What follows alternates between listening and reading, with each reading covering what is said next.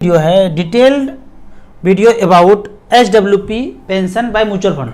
काफ़ी सारा क्वेश्चन आता है कि हमेशा बार बार क्वेश्चन आता है कि उसमें टैक्स कैसे लगता है, सारा यूनिट खत्म हो जाएगा एक न एक दिन। तो इस पे एक वीडियो है। तो हमने 3 तरह का डेट लिया है। काफ़ी लोगों का कहना है 2008 में अगर लगाया होता पीक पे तो ख़त्म हो जाता, हुआ होगा। तो देखते हैं यहाँ पे क्या हुआ होगा। एक डेट लेते हैं इंसेप्शन डेट 1995 जब से फंड शुरू हुआ था, और एक 2008 और एक 2020 जो भूतकाल चला था, पीक पे गया था फिर मार्केट क्रैश किया। तो फंड का नाम है यहाँ पे HDFC फ्लेक्सी कैप। 10 लाख रुपए यहाँ पे झोंका किसी ने एक बार इंसेप्शन डेट में, और 6,000 रुपये पर मंथ लेना शुरू किया। तो लाइव उदाहरण लेते हैं यहाँ पे StarSIP.in में गए, पेंशन HWP में गए, म्यूचुअल फंड लाइव रिटर्न में पेंशन वन टाइम SIP है, तो हम HWP में गए हैं। सिलेक्शन किया है HDFC म्यूचुअल फंड, फंड का नाम है HDFC फ्लेक्सी कैप, और वन टाइम लगाया था 10 लाख। कब? तो 1995 में, और 6,000 रुपये पर मंथ तब से लेना शुरू किया। तो यहाँ पे देखते हैं 10 लाख रुपए लगाया, 6,000 रुपये पर मंथ लिया, तो टोटल विड्रॉ अब तक 1995 से अब तक 20,52,000 कर दिए। जैसे कोई दुकान खरीदा होगा, रेंट लगाया होगा, जो भी किया होगा, प्रॉपर्टी का रेट भी बढ़ा होगा, और दुकान से तो भाड़ा आ ही रहा है हर महीने। तो इस तरह से 6,000 रुपया करके 20,52,000 आ गया। आज बैलेंस बचा हुआ है 4,40,00,000 रुपया। तो दुकान का दाम भी बढ़ गया होगा। कितना बढ़ गया होगा? क्या इतना बढ़ गया होगा? आंसर है नहीं बढ़ा होगा। तो 4,40,00,000 हुआ है। ये दोनों को जोड़ते हैं तो 4,61,00,000 रुपया होता है। 16.67% का रिटर्न मिला है। अब इसके कैश फ्लो में जाते हैं। तो यहाँ पे कैश फ्लो जब शुरू होता है खेल, 1995 में 10 रुपये में यूनिट था, 10 लाख लगाया तो जाहिर सा बात है हमको 1 लाख यूनिट मिल गया। अब 6,000 रुपये का जब बेचना शुरू किए, जब पैसा जेब से गया था तो प्लस था, और जब पैसा वापस आ रहा है तो निगेटिव में दिखाया गया। मतलब म्यूचुअल फंड में जब पैसा जमा हुआ तो प्लस है, म्यूचुअल फंड से जब पैसा निकला तो माइनस में है। तो जब बेचना शुरू किया तो यूनिट हमारे पास 1 लाख था, उससे बिकना शुरू हुआ 645, 652 इस तरह से करके। तो ये तो एक रिकॉर्ड है 1995 से लेके ये इतना पैसा बच गया। अब दूसरा सिचुएशन है कि अगर 2008 में अगर किसी ने डाला होता पीक पे, ठीक है, दूसरा सिचुएशन लेते हैं 2008। यहां पे हमने सेलेक्ट किया है डेट 1 जनवरी 2008 में पैसा लगाया, और अगले ही महीने से 1 फरवरी 2008 से पैसा लेना 6,000 रुपये पर मंथ शुरू किया। सेम फंड है HDFC फ्लेक्सी कैप, 6,000 रुपये पर मंथ लगाया था, 10 लाख रुपया वन टाइम। तो यहां पे देख लेते हैं, लगाया 10 लाख एक बार, 6,000 रुपये पर मंथ लिया, पेंशन विड्रॉ कर लिया 11,16,000 2008 से लेके अब तक, मतलब जितना लगाया था उतना मिल गया। आज बैलेंस बचा हुआ है 15,75,000 मात्र, मतलब मूलधन से 5 लाख रुपया एक्स्ट्रा है, 15,75,000। इंटरेस्ट देखेंगे रेट तो मात्र 9.3, बैंक से थोड़ा सा ज़्यादा ऐसे मिला है। तो अब इसके कैश फ्लो में जाते हैं। तो यहाँ देखते हैं 2008 में जब पैसा लगाया था 10 लाख, तब एक यूनिट का प्राइस, एक सिक्के का वैल्यू 224 रुपया था। इतने पैसे के रेट से इतना रुपया लगाया तो हमको मिल गया इकाई दहाई सैकड़ा हज़ार 4,452 यूनिट मिल गया। मात्र इतना ही मिला। कभी जमाने में 1 लाख यूनिट मिला था और अब मिला 4,452 यूनिट मात्र।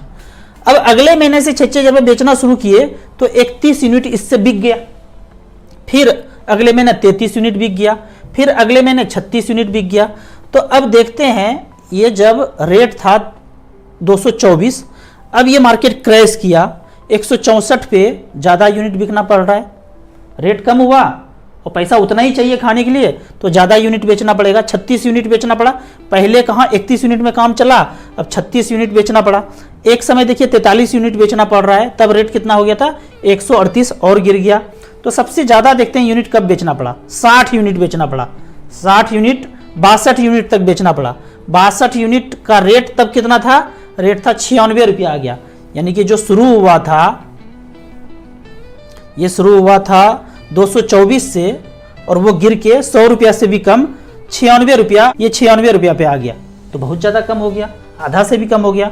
और यहाँ जो है यूनिट भी हमें डबल सेल करना पड़ रहा है। तो ऐसा सिचुएशन आएगा कि आपने पीक में पैसा डाल दिया HWP के लिए और मार्केट गिरना शुरू हुआ, तो यही सिचुएशन आएगा।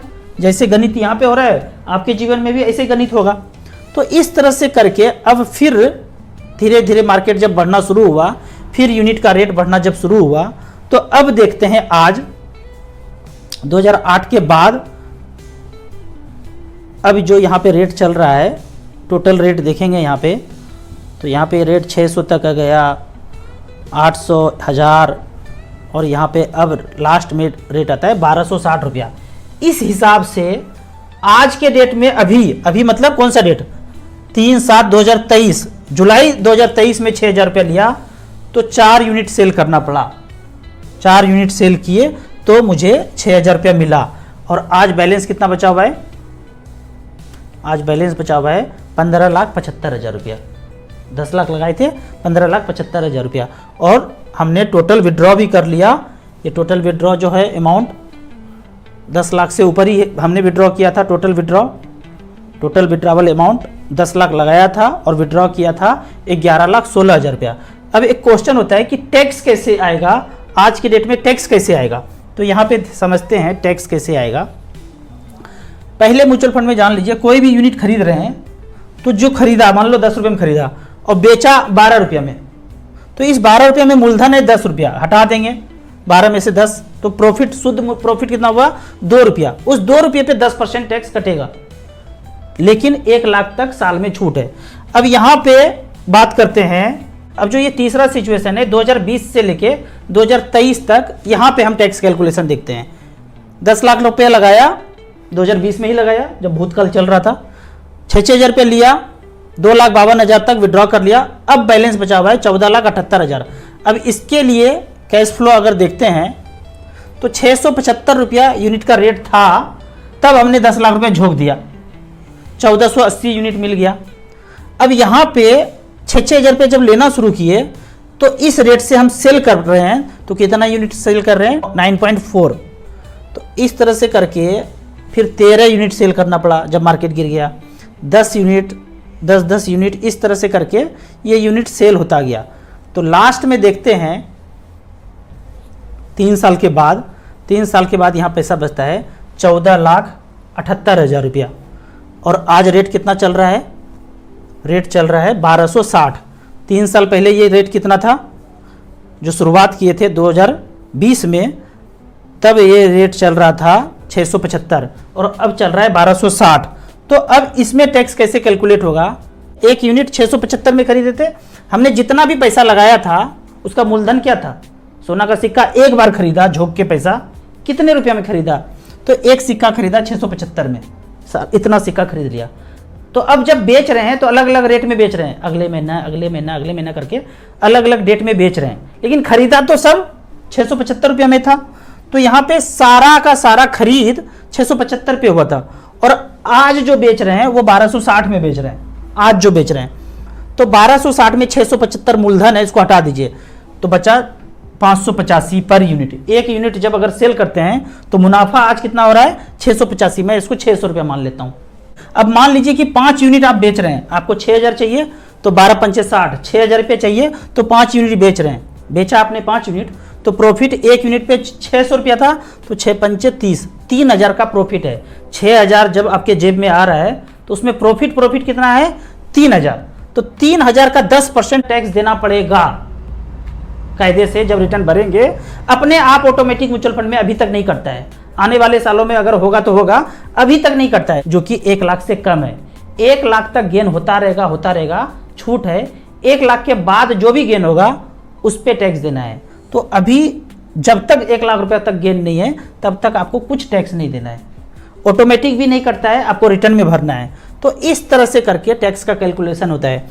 अब आप अभी कहेंगे कि कौन सा म्यूचुअल फंड लेना चाहिए, तो ये है, अगर मैं बात करूं तो मैं हमेशा बोलता हूं AUM वाइज जो टॉप का म्यूचुअल फंड है, 10 लाख रुपया यहाँ लगाया, 6000 रुपये पर मंथ लिया और यहाँ पे परसेंटेज ना सिलेक्ट करके AUM सेलेक्ट किया है। फंड का नाम है SBI इक्विटी हाइब्रिड। 10 लाख रुपया 2013 में लगाया, 6,000 रुपये पर मंथ लिया तो 7,62,000 ले लिए हैं और 10 साल में वो पैसा बढ़ के भी 36,60,000 हो गया है।